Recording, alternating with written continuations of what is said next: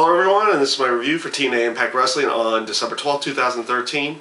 And overall, matches-wise, outside of the Austin Aries match with Chris Sabin for the X Division title, I wasn't too thrilled with most of the matches that happened on this Impact. What they did best, though, was setting up the next week with the Final Resolution TV special, setting up the world title match. I liked all the little tidbits with the face-off with Jeff Hardy and Magnus, and Dixie inviting them to come to the private dinner and everything. I also liked the aspect of the actual match itself seems a little convoluted at this point in time, but I'm going to reserve the way that match is until I've actually watched the match itself. I'm not going to say it's going to be bad right off the bat. I'm going to wait to see how it actually plays out. But that's just my initial thoughts on that, on how the match looks at this point in time, at least with the rules.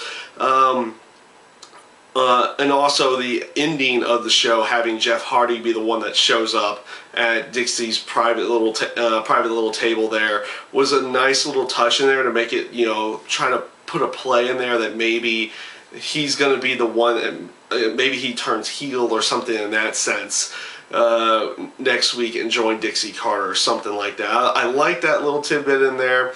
The bits with Rockstar Spud going to Gainesville, Georgia to try to get the World Heavyweight title back. I thought those segments were funny.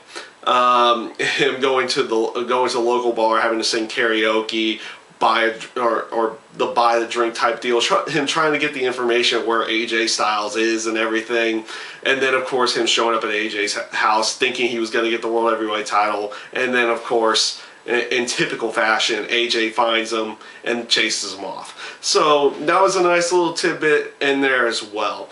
The other aspect that I really did like about the show was the Bully Ray attack on Mr. Anderson. I just like the aspect that they're not making this feud just go away with the ending of the Aces and Eights. Bully Ray's just going to come back as like a new, maybe even darker type of persona heel going into the future. The promo he cut was an excellent promo. After he power-driven Anderson on the top of the rampway. I thought that was a great promo for him. Great way to set it up into the future with their feud. So very much looking forward to that. After the X Division title match, the X Division title match itself was a really good match. Kind of interesting that they're changing the title from Chris Sabin to Austin Aries so quickly in here. I have the feeling they're going to go somewhere else with this here in the near future, especially, with Sabin and Velvet Sky, and then maybe even with Sabin and Austin Aries as well. The promo that they cut backstage was actually quite hilarious, them going into them both saying they were going to go into the Feast or Fired match, and, just the way that Sabin would say something and Austin Aries would just repeat it. I found it kind of funny. It was just more that he was just trying to be a bigger annoyance at that point in time. So that was a kind of a funny promo as well.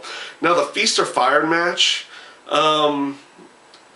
honestly, I didn't like the Feast or Fire match. I never did like the Feast or Fire match. It just looks like a giant cluster of everybody trying to do a spot, and then eventually someone gets the 4 briefcases. The best spot on there, or at least the funniest spot to me, was when they had Curry Man inside the ring, and he just runs out of the ring because he knew what happened last time when he got the fired case. So that was a nice little touch that they added in there. I like that they did continue on with this potential of Gunner or James Storm turning heel here in the near future as well, with Gunner stopping James Storm from getting the case and then grabbing it himself. That was a nice little added touch, but otherwise it was just a spot fest, and to be honest, not very good spots in my mind. With Zema Ion, EC3, and what was it? And Chavo Guerrero and of course Gunner at the end getting the briefcases, which, speaking of EC3, I'm really liking the character for him. He's pulling it off really well. He's getting a lot better on the mic, and it is getting very entertaining just to see what he's trying to do, trying to wrestle Jeremy Borash at the earlier on in the show, and then Sting comes out and then convinces him to either fight him or go into the Feast or Fire, which he of course chooses Feast or Fire and gets one of the briefcases. So I'm really liking where the EC3 character is going at this point.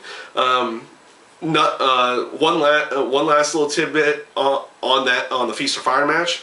I don't like the fact that they didn't just try to show off the briefcases tonight. They did enough building by building the return of Madison Rayne to help out ODB, and now they're going to face Lady Tapa and Gail Kim next week at the Final Resolution deal. Of course, the promos throughout the show with Bobby Roode and Kurt Angle did a great job setting up the 2 out of 3 falls match going into next week. I thought they did good, really good there, and of course setting up the world title match. You don't need to hold it off a week to leave suspense for that, because you've left enough suspense for all the other matches. They could have, taken an extra 2-3 minutes, maybe 5 minutes, and gotten those briefcases done this week. The suspense of that would be over with, and you would have I feel it won't hurt the show next week, but I feel it would be a much better show if that portion of it wasn't on there. And that's mainly just because I never really liked the Feast or Fire deal. Sure, it leads to title matches into the future, but it doesn't. The right here and right now type deal, it doesn't really do much outside of give you a spot fest of a match. It's not even as good as the Money in the Bank matches, because at least with the Money in the Bank ladder match, you have all the people focused on one goal, while in this one you got people. You got everyone who's in the ring going after all 4 ring posts, and there's way too much to try to follow in that match. So that was the biggest downfall of the night for me. It wasn't really that big of a downfall, but and overall I just felt their setup for next week's not really pay-per-view, but a pay-per-view type style Impact was just done really well, and looking forward to watching the Final Resolution show. And yeah, that's my review this week for TNA Impact Wrestling. I thank you guys for watching, and I hope you enjoyed.